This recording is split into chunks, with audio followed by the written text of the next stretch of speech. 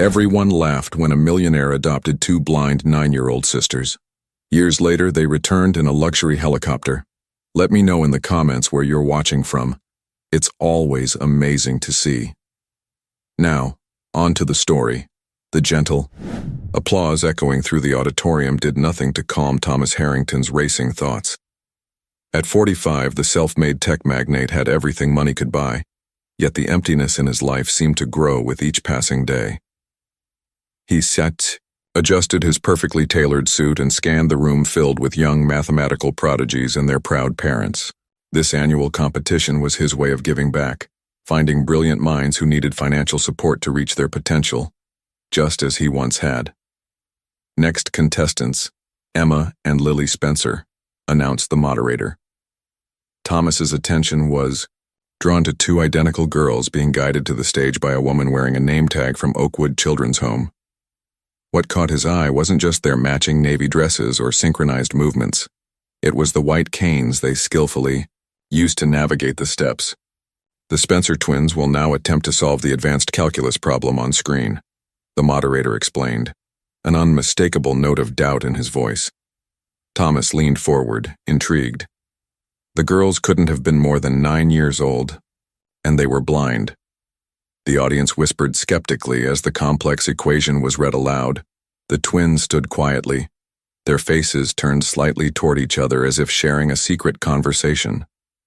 Then, simultaneously, they began to speak, their voices overlapping in perfect harmony as they worked through the problem step by step, faster than most adults could follow. The answer is 3.14159.265, approximating pi, they concluded in unison, exactly 43 seconds later. Stunned silence fell over the auditorium before erupting into thunderous applause. Thomas found himself on his feet, a strange emotion tightening his chest as he watched the girls' serene smiles. They didn't just solve the problem. They had done it with an elegance that suggested they were merely scratching the surface of their capabilities. After the competition, Thomas couldn't resist approaching them. "That was extraordinary," said, crouching to their level. "I'm Thomas Harrington." Both girls turned toward his voice with uncanny precision. "We know who you are, Mr. Harrington," said one twin. "Your voice matches the TED Talk you gave last year on quantum computing," added the other. "I'm Lily and this is Emma." The caretaker from the children's home smiled apologetically. "The girls remember everything they hear. It's quite remarkable. How long have you been at Oakwood?" Thomas asked gently.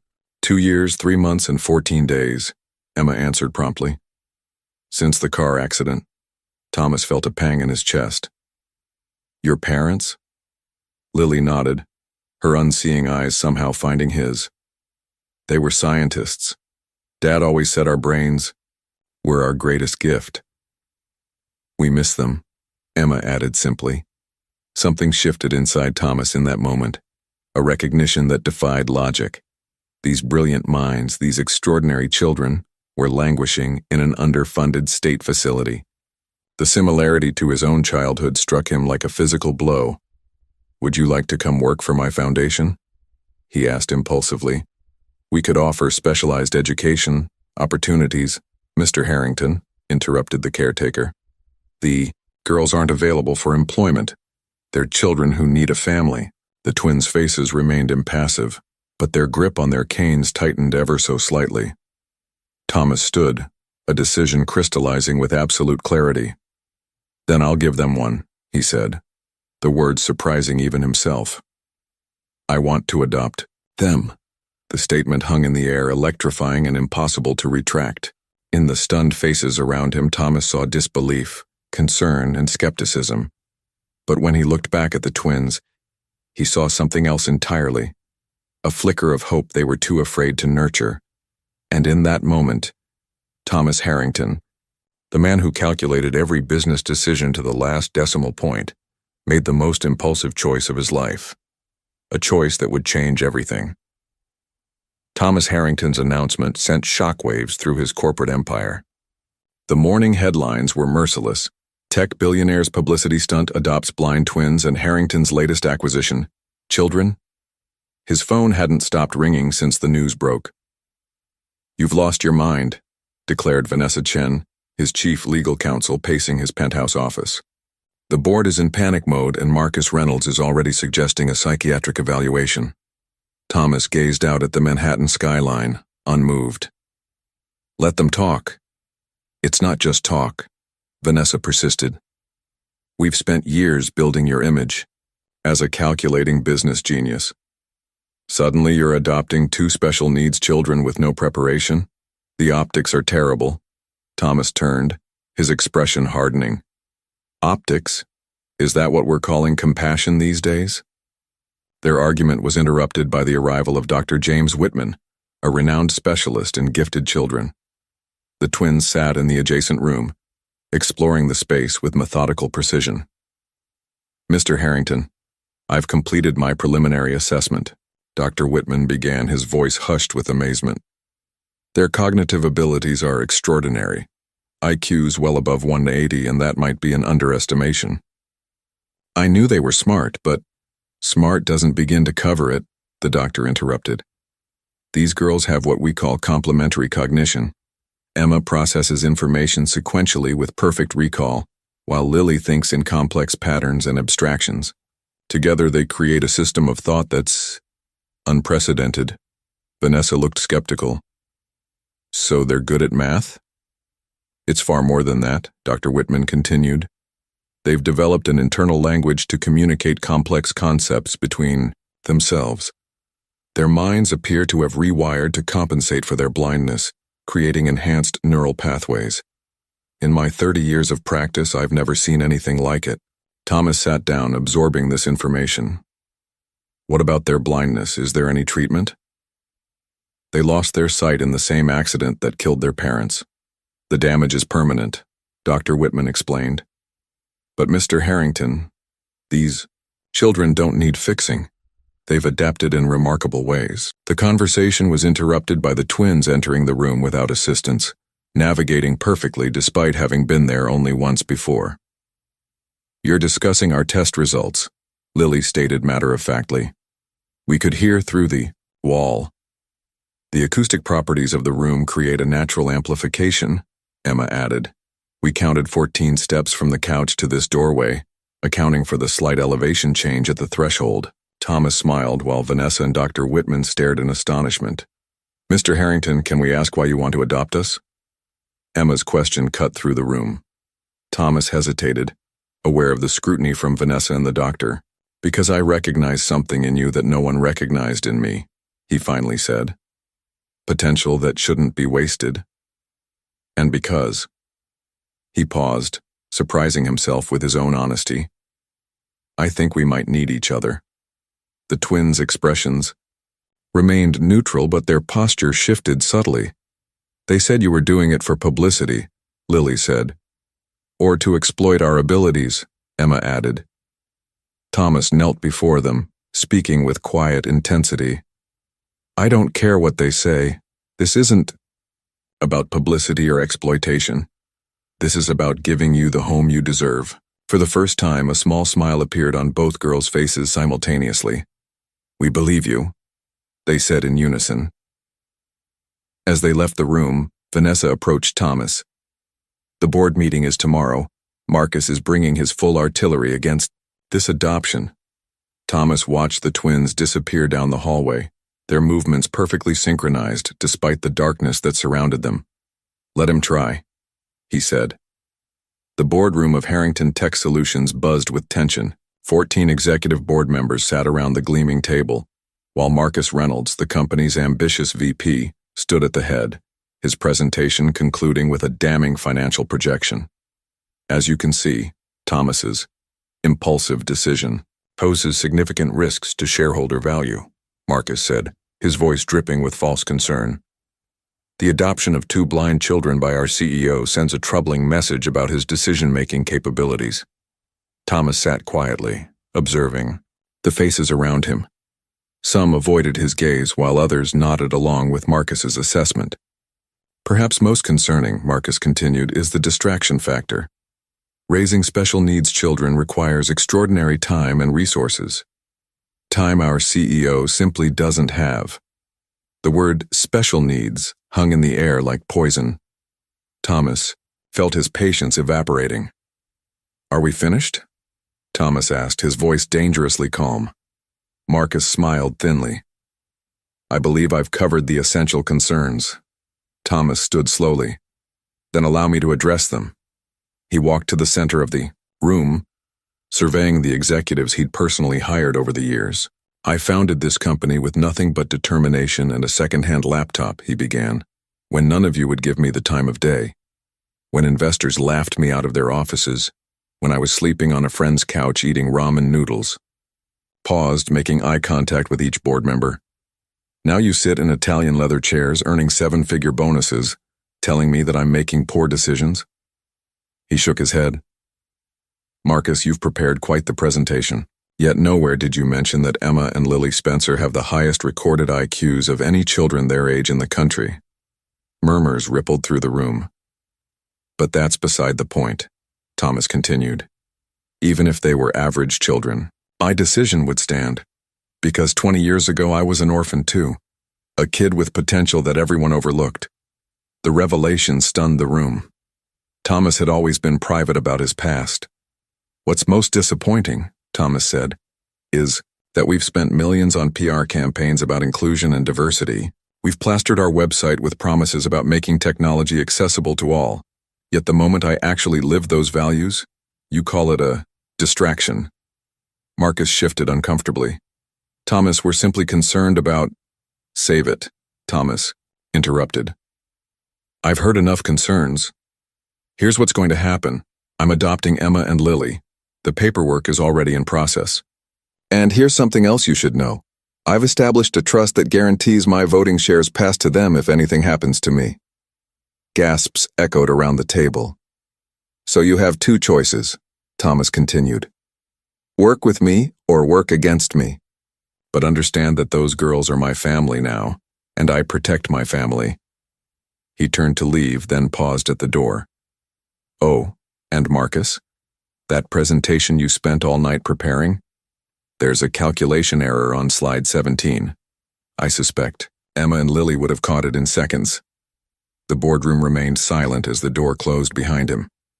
In the hallway, Thomas exhaled slowly, the weight of confrontation lifting from his shoulders. His administrative assistant approached, cautiously. Sir, the social worker is here with the girls. They're waiting in your office. Thomas nodded, straightening his tie. The battle with the board was just the beginning, but for the first time in years, he felt absolute clarity about his path forward. As he walked toward his office, he could hear the twins' voices engaged in animated conversation about the acoustic properties of the building. Despite everything, he smiled. Let Marcus and the board plot against him. They had no idea what was coming. The real revolution was about to begin in the form of two 9-year-old blind girls who would change not just his life, but the future of everything he had built. The gates of Harrington Estate opened silently as Thomas's Bentley pulled up the winding driveway. Seated beside him, Emma and Lily tilted their heads slightly, processing the sounds around them. The gravel has a different texture here, Emma observed, more uniform than at the children's home. And there are birds, added Lily. 17 distinct calls since we entered the property, mostly northern cardinals and American robins. Thomas glanced at them with amazement. You can identify birds by their songs? Our hearing adapted after we lost our sight, Lily explained matter-of-factly. The ornithology audiobooks at the library were quite helpful. As the car stopped, Mrs. Bennett, Thomas's longtime housekeeper, stood waiting on the steps. Her expression was carefully neutral, but Thomas could read the apprehension in her posture. Welcome home, Thomas said, helping the girls from the car. Mrs. Bennett has been with me for 15 years. She knows this house better than I do. The elderly housekeeper gave a stiff nod. I've prepared the East Wing rooms as requested, Mr. Harrington. Thomas had spent the past week transforming part of his mansion for the twins' arrival.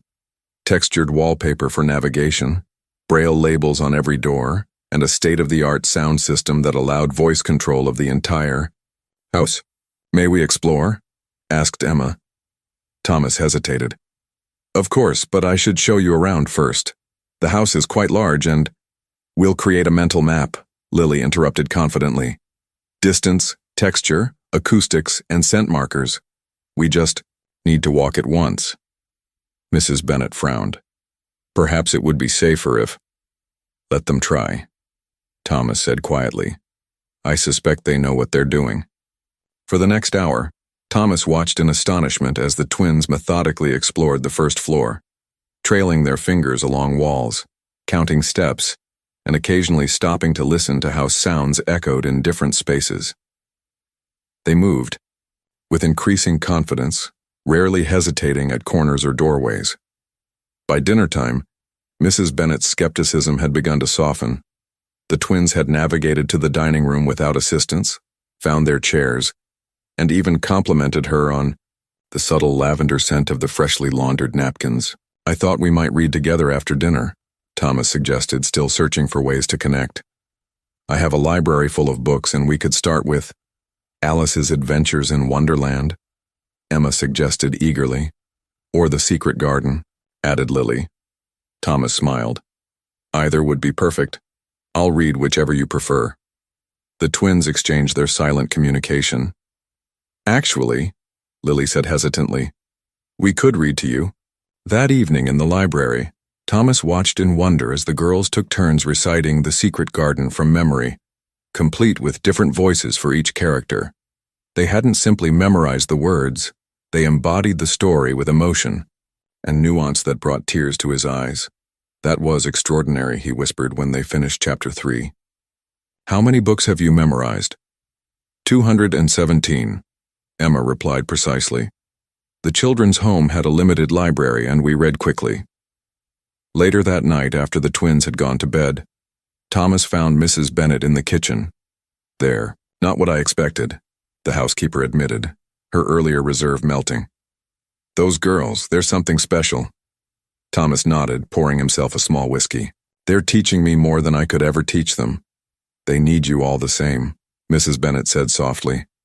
Brilliant as they are, they're still children who've lost everything.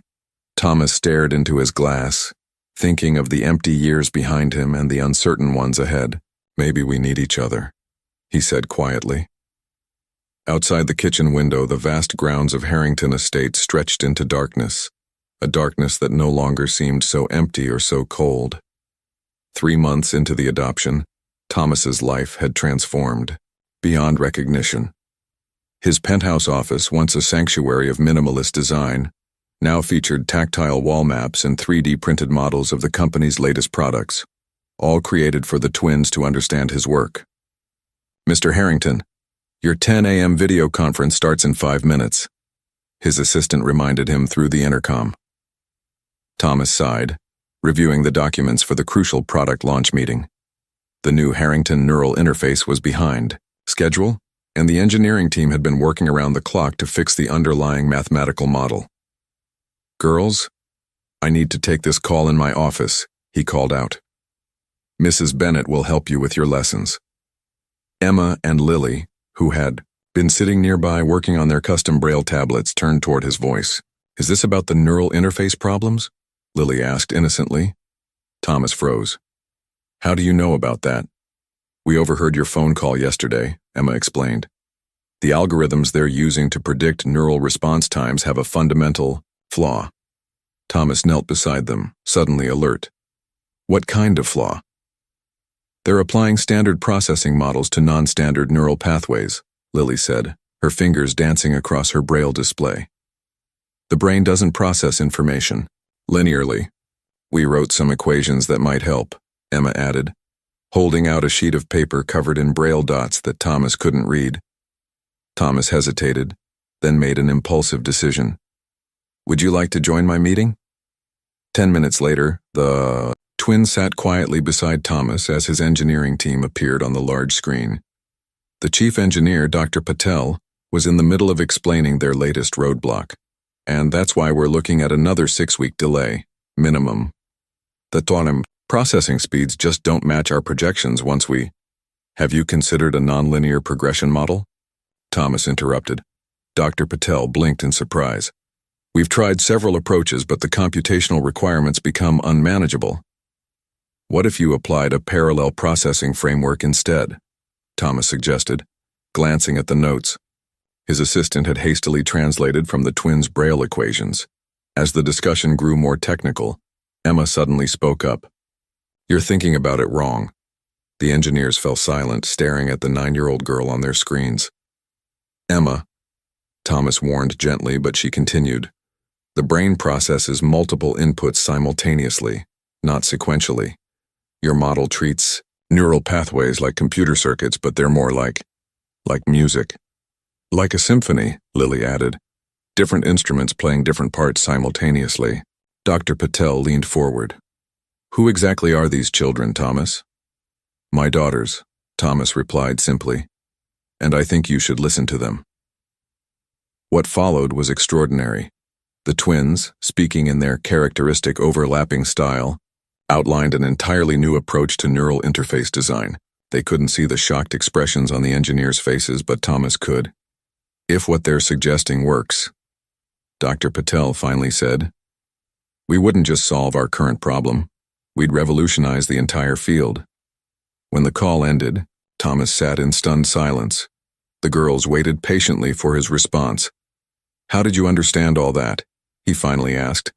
"That's cutting-edge neuroscience." "We read your company's research papers," Emma said. "Mrs. Bennett helped us access your digital library," Lily added. "We hope that was okay." Thomas laughed, a mixture of disbelief and pride washing over him. "More than okay. You just saved a $200 million project." Later that evening, Mrs. Bennett found Thomas sitting alone in his study, staring thoughtfully at a photograph of himself at the twins' age, a serious boy with determined eyes and second-hand clothes. "Those girls are remarkable," she said, setting down his evening tea. "But they need more than just educational opportunities, sir." Thomas nodded slowly. "I know. I thought I was rescuing them, giving them a chance at a better life." He looked up at his housekeeper, his expression vulnerable in a way she'd rarely seen. "But I'm starting to realize something unexpected." "What's that, sir?" "They might be the ones rescuing me."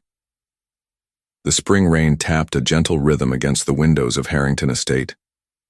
6 months had passed since the twins arrived, transforming the once silent mansion into a home filled with curious questions and unexpected discoveries. Thomas paused at the doorway of the girls' bedroom, listening to their animated conversation about advanced geometry. Their room had evolved into a wonderland of texture and sound. Wall hangings with different fabrics, wind chimes that marked the location of windows, and shelves lined with Braille books and tactile puzzles. "Girls, Mrs. Bennett says it's time to organize your closets," Thomas announced. "Apparently your system is giving her headaches." The twins giggled, their identical faces turning toward his voice with uncanny precision. "Our system is perfectly logical," Emma protested, "just not visible to the untrained eye," Lily added with a grin. Thomas helped them sort through their belongings, marveling at how they developed a complex organizational method based on texture and smell rather than color or visual appeal. As they worked, his hand brushed against something solid hidden beneath a stack of sweaters, an ornate wooden box he'd never seen before. "What's this?" he asked, lifting it carefully. The twins grew suddenly quiet. "It's from before," Emma said softly. "From our parents," Lily clarified. "The only thing we brought from our old home." Thomas opened the box gently, finding it filled with letters, small trinkets, and what appeared to be research papers. "May I?" he asked, respecting their privacy. The twins nodded in unison. Thomas carefully unfolded the first letter, recognizing the handwriting of a scientist accustomed to precise notation. "My dearest daughters, today you turned 5. And your mother and I watched in amazement as you completed the cognitive puzzles meant for children 3 times your age." Emma finished first as always, but then whispered something to Lily, who immediately found a more elegant solution. Letter after letter chronicled the twins' extraordinary development. Their father, Dr. Robert Spencer, had been a brilliant computer scientist specializing in advanced algorithms. Their mother, Dr. Eliza Spencer, was a pioneering neuroscientist studying how the brain processes information. "Your parents were documenting your abilities," Thomas said, awestruck. They recognized how special you were from the beginning. Dad called us his quantum computers, Emma said quietly. Mom said our brains found shortcuts the rest of the world couldn't see, Lily added. Among the papers, Thomas found research notes suggesting the Spencers had been developing revolutionary theories about complementary cognition, using their own daughters as inspiration. They were brilliant, Thomas murmured. Just like you. They were working on something important, Emma said. Something about neural networks modeled after how Lily and I think together. Thomas picked up a small USB drive nestled among the letters. Do you know what's on this? The twins shook their heads. We couldn't access it without help, Lily explained. That night after the girls were asleep, Thomas examined the contents of the drive. It contained years of research data, simulations, and personal videos the Spencers had made for their daughters. In one recording, Robert Spencer looked directly into the camera, his expression serious. Emma, Lily, if you're watching this, something has happened to us. Your mother and I always knew your minds were extraordinary. The work we've done documenting your cognitive processes could change how we understand human intelligence. But remember, you are not experiments. You are our beloved daughters. Your gifts are yours to share or keep private as you choose. Thomas sat back, emotion washing over him. These weren't just random orphans he'd impulsively adopted. Their parents had been pioneers whose work might have revolutionized multiple fields, work that died with them in that tragic accident. Except it hadn't died. It lived on in Emma and Lily. The next morning, Thomas showed the twins their parents' videos. As they listened to their mother and father's voices, tears slid silently down their cheeks. The first time Thomas had seen them cry. They loved you very much, Thomas said softly. And they were incredibly proud of you. Thank you for finding this, Emma whispered, her hand finding his. For giving them back to us, Lily added, reaching for his other hand. In that moment, something shifted between them, a trust deeper than gratitude, a connection stronger than circumstance. They were becoming a family. Summer heat blanketed Harrington Estate, but the atmosphere inside the mansion had grown noticeably cooler. Marcus Reynolds sat across from Thomas in the garden pavilion, his expression a carefully crafted mask of concern. The board is worried, Thomas. First the adoption, now you're implementing untested algorithms developed by children into our flagship products? Marcus leaned forward. People are starting to talk. Thomas remained impassive. The neural interface project is ahead of schedule, thanks to the girls' input. Our preliminary testing shows a 40% improvement in processing speeds. That's precisely my point, Marcus countered, lowering his voice. These aren't normal children. The press is asking questions about how two blind 9-year-olds could possibly contribute to cutting-edge technology. Some are suggesting you're exploiting them. That's absurd, Thomas snapped. Marcus shrugged. Is it? You've filed 3 patents in the past month based on their work. The timing seems convenient. After Marcus left, Thomas found himself unable to shake the conversation. Had he unconsciously seen the twins as assets rather than children? The thought disturbed him deeply. His concerns only grew when Ms. Peterson, the social worker assigned to their case, arrived for her monthly visit. Mr. Harrington, I've received some troubling reports, she began, her clipboard clutched tightly. There are allegations that you're using the girls' intellectual abilities for corporate gain. That's ridiculous, Thomas protested. They're brilliant. They want to contribute. I'm simply nurturing their gifts, Ms. Peterson frowned. Children need to be children first, Mr. Harrington. I understand the Spencer twins have exceptional abilities, but they also need normalcy, friends their own age, experiences beyond corporate boardrooms. They have everything they could possibly want, Thomas insisted. Except perhaps the assurance that you want them for who they are, not what they can do, she replied gently. That evening, Thomas noticed the twins were unusually quiet during dinner. Their synchronized movements seemed mechanical rather than fluid. Their responses clipped. Is everything all right? He finally asked. The twins tilted their heads in that characteristic way that indicated their silent communication. "We overheard Ms. Peterson today," Emma admitted, "about using us for our abilities." Thomas felt his heart sink. "You know that's not true. We don't mind helping with your work," Lily said carefully. But what?" Thomas prompted when she hesitated. "Would you still want us if we couldn't do math?" Emma asked bluntly.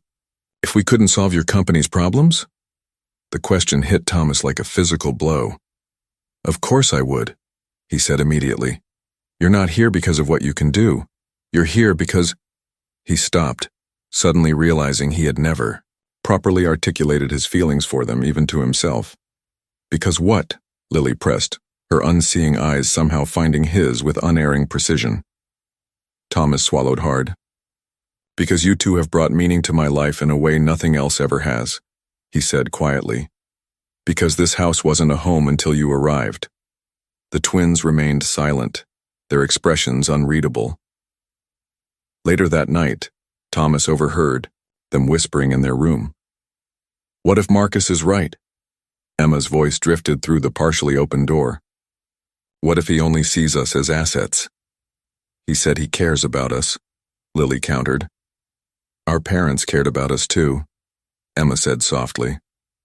"But they also documented everything we did. Sometimes I felt like a science experiment."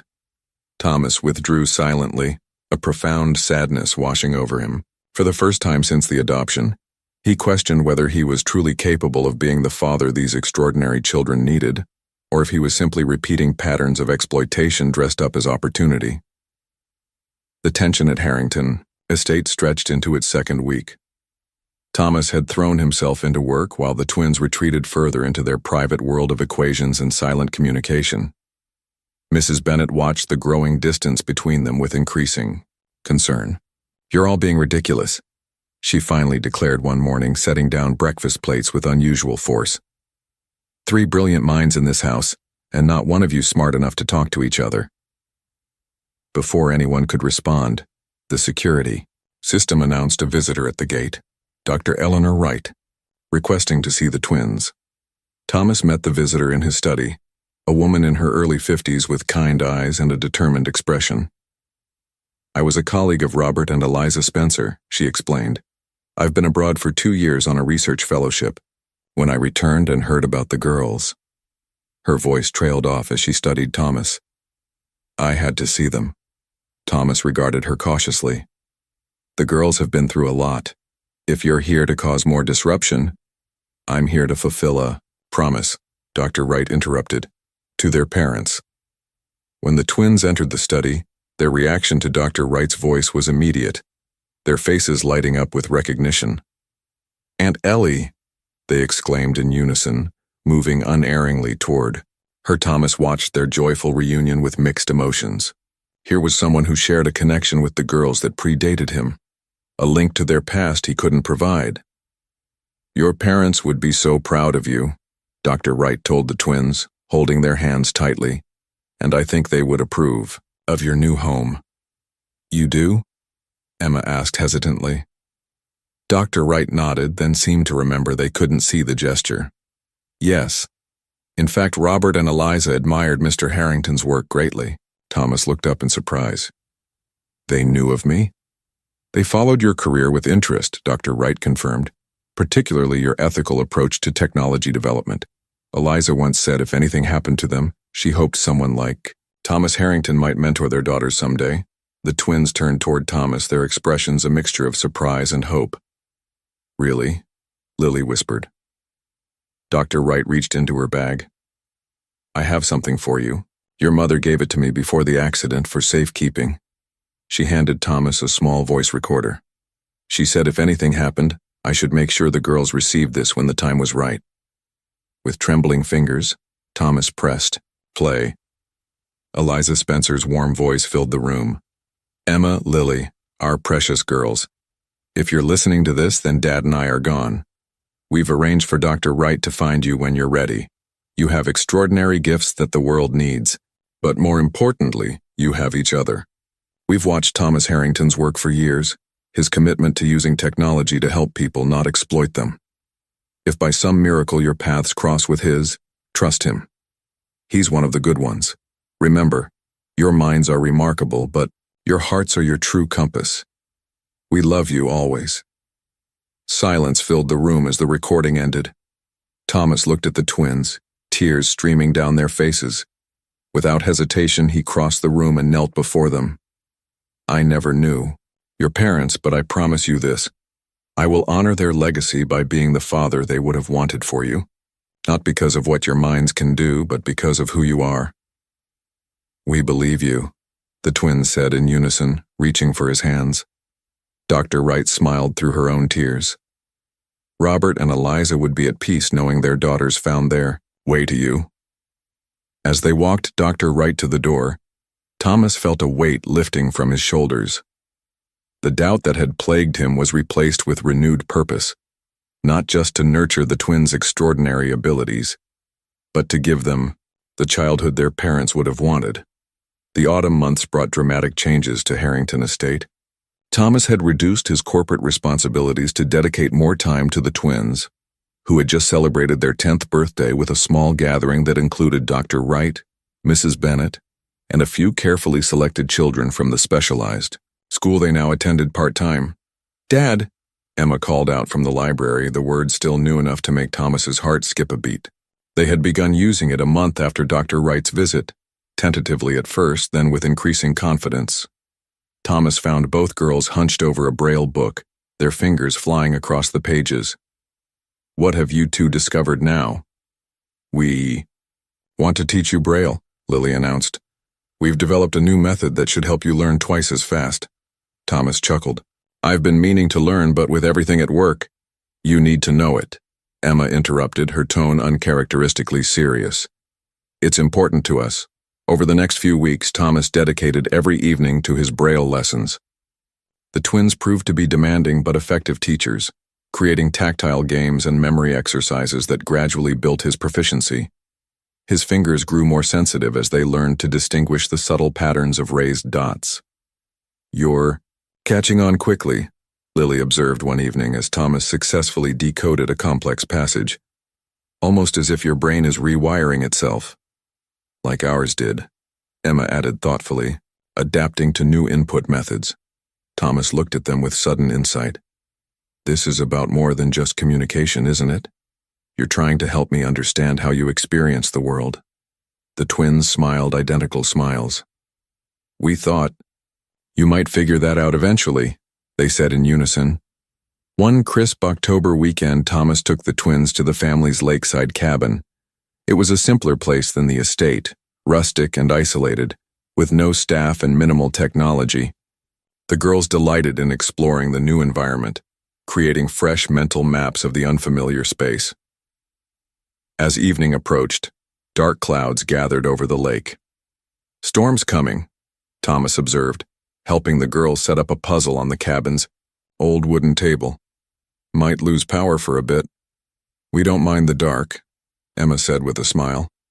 "We're quite familiar with it," Lily added wryly. When the storm hit an hour later, it was more intense than Thomas had anticipated. Wind howled around.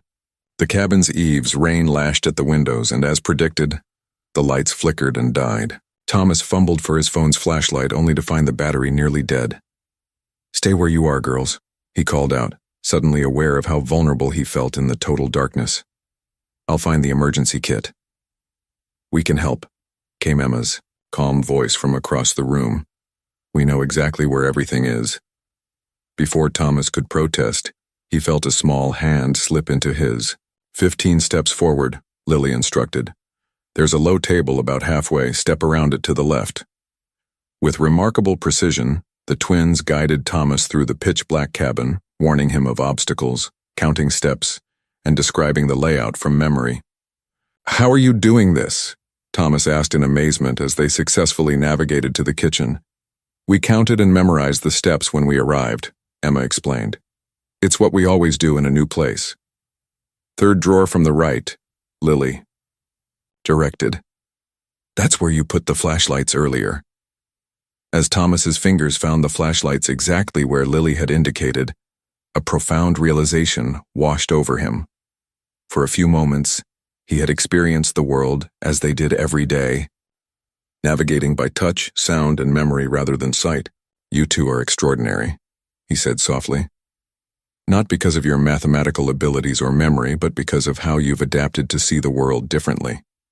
The storm raged outside, but inside the cabin the three of them sat comfortably, in the darkness, sharing stories by the light of a single flashlight. For the first time, Thomas didn't feel the need to fill the silence or provide entertainment.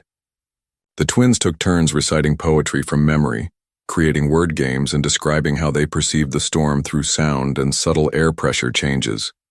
"The rain is easing," Lily noted eventually. "The droplets are hitting the roof at longer intervals. And the wind has shifted direction," Emma added. "It's coming from the north now." Thomas marveled at their awareness. "You notice things I never would." "That's what we were trying to show you with the braille," Emma explained. "Everyone experiences the world differently.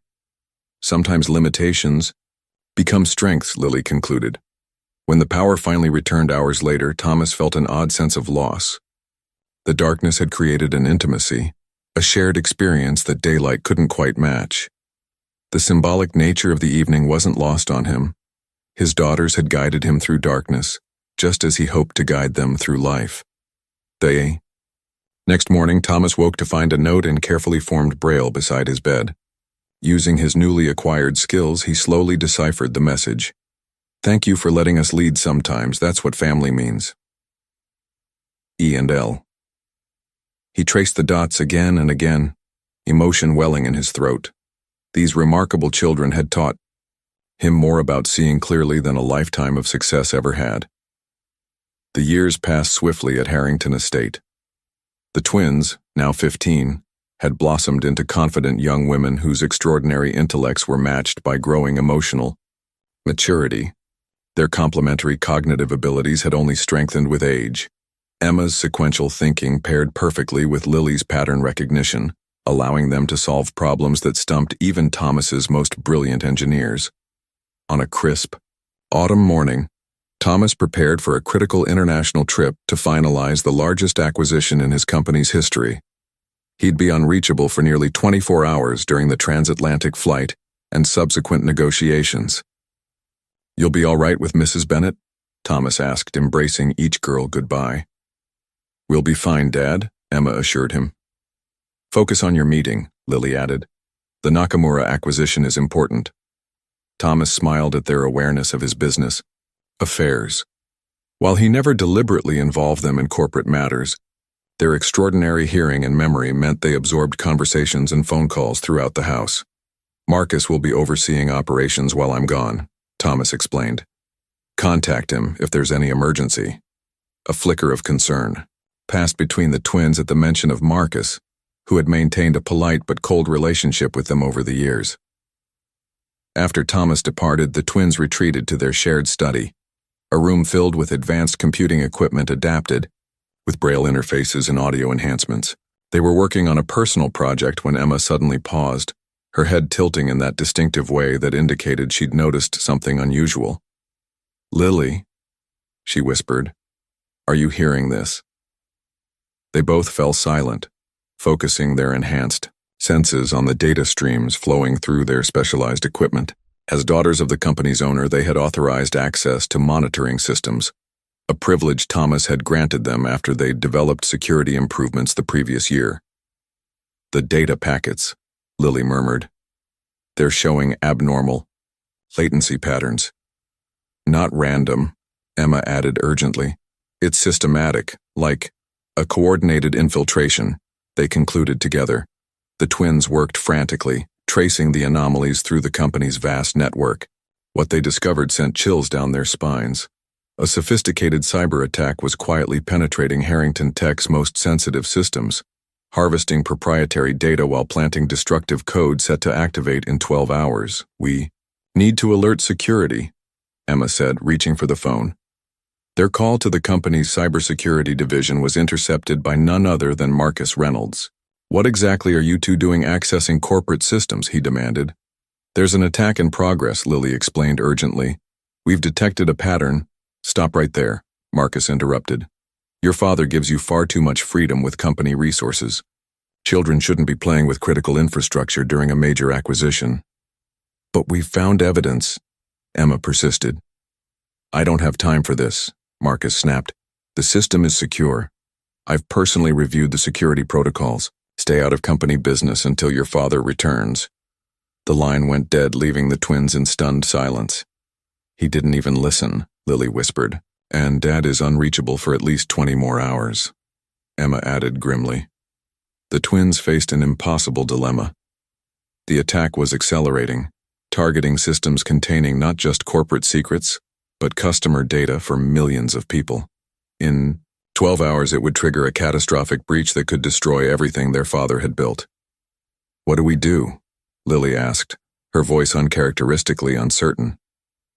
Emma reached for her sister's hand, their fingers intertwining in perfect synchronization. What Dad would want us to do, she said firmly. Protect the company, whatever it takes. And with that decision, the twins embarked on a race against time that would test not just their extraordinary minds, but their courage and loyalty to the family they had chosen. The twins' specialized computer lab hummed with activity as Emma and Lily worked in perfect synchronization. Their fingers flew across Braille keyboards while custom audio interfaces provided real-time feedback, reading code and data patterns aloud at speeds incomprehensible to ordinary listeners. The attack is evolving, Emma noted, her expression tense. It's adaptive, learning from each security measure it encounters. There's an elegant pattern to it, Lily added, her head tilted in concentration. Almost familiar-like. They paused, simultaneously the realization hitting them both. It's based on Dad's original encryption algorithms, they said in unison. Someone who intimately knows Dad's work designed this, Emma concluded. That's why it's bypassing all standard security protocols. Marcus, Lily suggested. Emma shook her head. Not sophisticated enough. He might have provided access, but this has the fingerprints of a genius. With each passing minute, the attack penetrated deeper into Harrington Tech's infrastructure. Customer data, proprietary research, financial records, all would be compromised when the destructive payload triggered. We need to develop a countermeasure, Lily decided. Something that thinks the way we do, not sequentially like conventional security systems. A dual processing defense algorithm, Emma agreed, like our minds working together. The twins began coding furiously, developing an entirely new approach to cybersecurity based on their unique complementary cognition. Emma structured the sequential elements while Lily built pattern recognition frameworks that could anticipate the attack's next moves. 4 hours into their work, Mrs. Bennet knocked tentatively on their door. Mr. Reynolds is on the phone, she announced. He's quite insistent. The twins exchanged a concerned glance before putting the call on speaker. I've received reports of unauthorized access from your residence, Marcus began without preamble, his voice cold. I've revoked all your permissions effective immediately. Marcus, you don't understand, Emma started. No, you don't understand, he interrupted. Your father has indulged your meddling for years, but I will not. This acquisition is too important to risk with your amateur games. There's a massive attack underway, Lily tried explaining. We've developed a solution that could— Enough, Marcus snapped. I've implemented a security lockdown. Any further attempts to access company systems will be considered a criminal breach. Is that clear? The line went dead before they could respond. He just cut off our only direct access, Emma whispered, stunned. And we can't complete our defense algorithm without it, Lily added. The twins sat in silence, the weight of the situation pressing down on them. The attack continued, invisible to conventional security systems, with less than 6 hours remaining before it unleashed its destruction. We have a choice to make, Emma finally said. Follow the rules and watch Dad's company be destroyed. Or break them to save it, Lily finished. The ethical dilemma weighed heavily on them. Their father had always emphasized integrity and respecting proper channels, but he'd also taught them that sometimes protecting what matters requires difficult choices. If we do nothing, millions of people's data will be compromised, Emma reasoned, and the company Dad built from nothing will be crippled, Lily added. He'd want us to act, they concluded together. Their decision made, the twins initiated their riskiest plan yet. Using specialized equipment they'd developed for their personal projects, they created an unauthorized backdoor into the company's systems. It was technically illegal, exactly what Marcus had warned against, but they saw no alternative. "This goes against everything Dad taught us about proper procedures," Lily said hesitantly, her finger hovering over the execute command. "But it honors everything he taught us about responsibility and protecting others," Emma countered. With a deep breath, they activated the connection. Their defense algorithm began uploading to the core systems, racing against the ticking clock of the attack's final countdown. "Whatever happens," Emma said softly, "we're in this together." "As always," Lily agreed, taking her sister's hand. Outside, the sun set on Harrington Estate as two 15-year-old girls fought a silent battle that would determine the fate of everything their father had built. Thomas Harrington's private jet touched down 6 hours earlier than scheduled. The Nakamura negotiations had concluded with unexpected efficiency, allowing him to return home ahead of his itinerary. As the car pulled up to Harrington Estate, he noticed unusual activity, security personnel moving with urgency, lights blazing from every window despite the early hour. Mrs. Bennett met him at the door, her face tight with worry. "Thank goodness you're back, sir. There's been an incident." Before she could explain further, Thomas's phone rang. "Marcus Reynolds." "Thomas, you need to get to headquarters immediately." Marcus's voice was laced with barely contained fury. "Your daughters have committed a serious breach of company security protocols. They've infiltrated core systems without authorization and implemented unauthorized code. I've already contacted legal." "Where are Emma and Lily now?" Thomas interrupted, a cold fear gripping him. "They're being detained in the executive conference room," Marcus replied. "Thomas, this is corporate espionage, regardless of who committed it. The board is assembling for an emergency session." 20 minutes later, Thomas strode into Harrington Tech headquarters. The atmosphere was chaotic. Security teams, IT specialists, and executives huddled in tense groups. He made his way directly to the conference room where he found his daughters seated alone, their expressions resolute despite the gravity of the situation. "Dad," they said in unison, relief evident in their voices. "Are you both all right?" Thomas asked, embracing them quickly. Before they could respond, the door opened as Marcus entered, followed by the board members and chief security officer. "Thomas, I know they're your daughters, but this breach cannot be overlooked," Marcus began, his tone professionally sympathetic yet unyielding. "They bypassed multiple security protocols, infiltrated restricted systems, and deployed unauthorized code throughout our network. The timing during our most sensitive acquisition suggests this wasn't just teenage rebellion." Thomas turned to his daughters. "Explain." The twins straightened, their unseeing eyes directed toward the assembled executives with eerie precision. "We detected an advanced, persistent threat within the company's network," Emma began calmly. "Conventional security systems failed to identify it because it was based on Dad's original encryption algorithms," Lily continued. "Someone with intimate knowledge of Harrington Tech's architecture designed it. We attempted to alert security but were dismissed," Emma added. "By me," Marcus interjected, "because children shouldn't have access to our systems in the first place. When we realized the attack would trigger in hours, compromising customer data and intellectual property, we had to act," Lily explained. "So you hacked your own father's company?" one board member asked incredulously. "We created a defense algorithm based on our complementary cognitive approach," Emma responded. "It's already neutralized 93% of the threat." The chief security officer, who had been silently reviewing data on his tablet, looked up. "There. Correct. We've confirmed a sophisticated attack was underway. If it had triggered as planned, we would have lost everything, including the Nakamura deal. Their intervention appears to have saved us from catastrophic damage." A stunned silence fell over the room. Marcus's face darkened with fury as he realized the twins had been right all along. "The question remains," Thomas said finally, his voice carrying quiet authority. Who had the expertise and access to orchestrate such an attack in the first place? An attack based on my original algorithms? All eyes slowly turned toward Marcus, whose composure had begun to crack under the weight of collective suspicion. "This is absurd," he sputtered. "You're going to take the word of two blind teenagers over your most loyal executive?" "No, Marcus," Thomas replied calmly. "I'm going to trust the evidence. And the evidence suggests we should take a much closer look at your recent activities." The confrontation had only begun, but in that moment, the balance of power had irrevocably shifted. The twins sat quietly, their mission accomplished despite the storm that still raged around them. The fallout from the twins' intervention sent shockwaves through Harrington Technologies.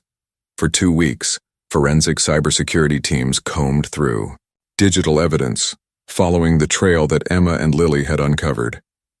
The board had placed Marcus on administrative leave pending investigation, his office sealed and access credentials revoked. Thomas sat in his home office reviewing the preliminary findings with growing disbelief. The attack had been meticulously planned over months with components that could only have been developed with insider knowledge. "Dad?" The twins' voices interrupted his thoughts as they entered the room. At 15, they had grown into poised young women, their movements confident, despite their blindness. "The board meeting is in 2 hours," Emma reminded him. "Are you ready?" Lily asked, her voice gentle but concerned. Thomas sighed heavily. "As ready as I can be. The evidence against Marcus is substantial but not yet conclusive. We need to proceed carefully."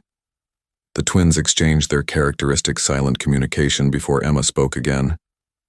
"There's something we haven't told you, something we found during the breach. We discovered a hidden server," Lily continued, "containing communications between Marcus and several external developers. They weren't just trying to steal company data," Emma explained. "They were specifically targeting our algorithm." "Our algorithm?" Thomas questioned. "The complementary cognition framework we developed," Lily clarified. "The one based on how our minds work together." Thomas felt his blood run cold. The twins had developed their unique approach to problem solving into a groundbreaking algorithm that could revolutionize artificial intelligence. They had worked on it privately, with his blessing, but outside the company's formal research channels. Marcus claimed the algorithm belongs to Harrington Tech, Emma stated flatly. He was using legal precedent that any intellectual property, developed by dependents of company officers using company resources, is company property. "He's preparing a legal case," Lily added, "to claim ownership of our work, even if he's dismissed from the company." Thomas stood abruptly, anger rising within him. "That's absurd. The algorithm is your creation based on your unique cognitive processes." "The law isn't clear," Emma replied softly. "We researched the precedents. There have been similar cases, where companies successfully claimed ownership of innovations developed by minors living in executives' homes," Lily explained. Thomas paced the room, mind racing. So that's his endgame. Even if he loses his position, he aims to control the most valuable intellectual property you've created. "We've been thinking," the twins said simultaneously. Then Emma continued alone. "There might be a way to protect both the company and our work." At the emergency board meeting 2 hours later, Thomas faced a table of grim-faced executives. The evidence against Marcus was presented methodically by the head of security. Access logs, unusual communications, suspicious financial transactions. Marcus sat at the far end, his attorney whispering urgently in his ear. When the presentation concluded, Marcus's lawyer stood. "While my client categorically denies involvement in any attack, we wish to direct the board's attention to a more pressing matter of intellectual property rights." Thomas felt a surge of fury as the lawyer outlined exactly what the twins had predicted: a legal claim to their algorithm based on their status as his dependents.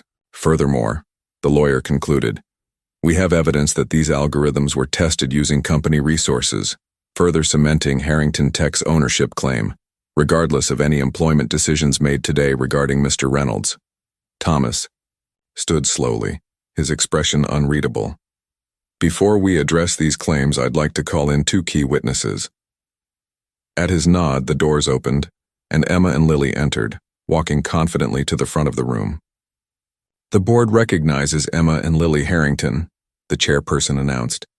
"Actually," Thomas interrupted, "that's precisely what we need to discuss." The boardroom fell silent as Thomas Harrington stood beside his daughters. His next words would alter the course of everything he had built over decades. "What I'm about to tell you wasn't a decision I made lightly," Thomas began. 3 days ago, after discovering Marcus's intentions, I officially emancipated Emma and Lily. Murmurs of surprise rippled through the room. Marcus's lawyer leaned forward, suddenly alert. With the guidance of top legal counsel and the full support of their caseworker, the courts expedited the process based on their extraordinary circumstances. Thomas continued. "Emma and Lily Spencer Harrington are now legally independent." Marcus rose to his feet. "This is a transparent attempt to circumvent company ownership claims. The algorithms were developed while they were your dependents using company resources." Thomas smiled calmly. "That's where you're wrong, Marcus. The twins never use company resources for their algorithm development. They built their own computing system, funded by the trust I established for them years ago. Furthermore," Emma added, her voice clear and confident, "we filed for a provisional patent last year, well before any breach occurred. Under our own names," Lily continued, "with supporting documentation proving original development." The board members exchanged glances as the implications became clear. Marcus's lawyer whispered urgently to him, but the damage was done. Thomas wasn't finished. "There's more. Effective immediately, I am stepping down as CEO of Harrington Technologies." Gasps filled the room. For 20 years, Thomas Harrington had been the heart and soul of the company. His departure was unthinkable.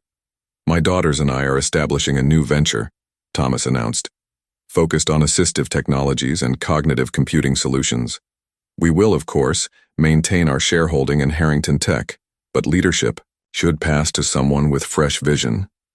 Marcus's expression shifted from shock to calculating opportunity. Thomas recognized the look, already plotting how to position himself as the successor. "And finally," Thomas said, "we've provided the board with comprehensive evidence of Marcus's involvement in the cyber attack. The authorities have been notified and will be arriving shortly." Marcus's face drained of color. "You can't prove anything." "Actually," Emma interjected, "we can. Your attack contained signature code elements from your previous projects. And the external developers you hired left quite a paper trail," Lily added. "Financial transactions, encrypted communications, all recovered during our counteroffensive." Within hours, Marcus Reynolds was escorted from the building by federal agents while Thomas and the twins watched from Thomas's former office. The board had unanimously voted to press charges, the damage to company trust and potential loss too severe to ignore. "Are you sure about this, Dad?" Emma asked as they gathered their personal belongings. "You built this company from nothing." Thomas gazed around the office where he'd spent countless hours pursuing success. The view from the top floor had once represented everything he valued: achievement, recognition, control.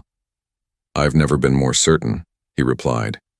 "What we're building together matters more than what I built alone." 2 weeks later, Spencer Harrington Cognitive Solutions opened its doors in a renovated industrial space across town. Half the building was dedicated to research and development.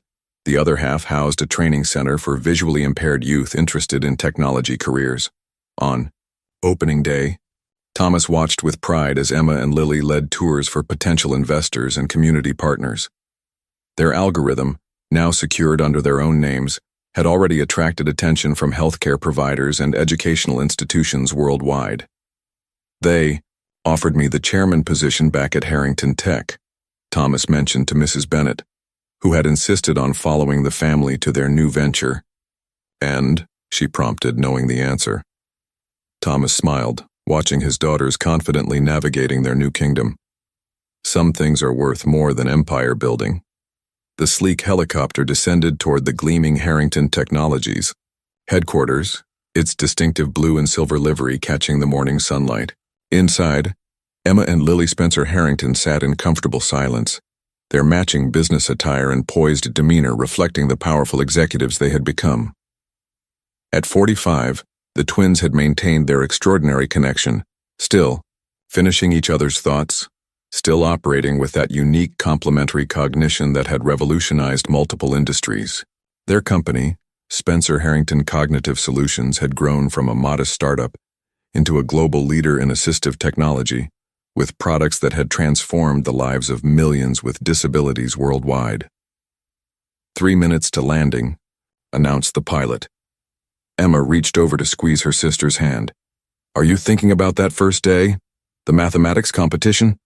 Lily smiled. When Dad found us? Always.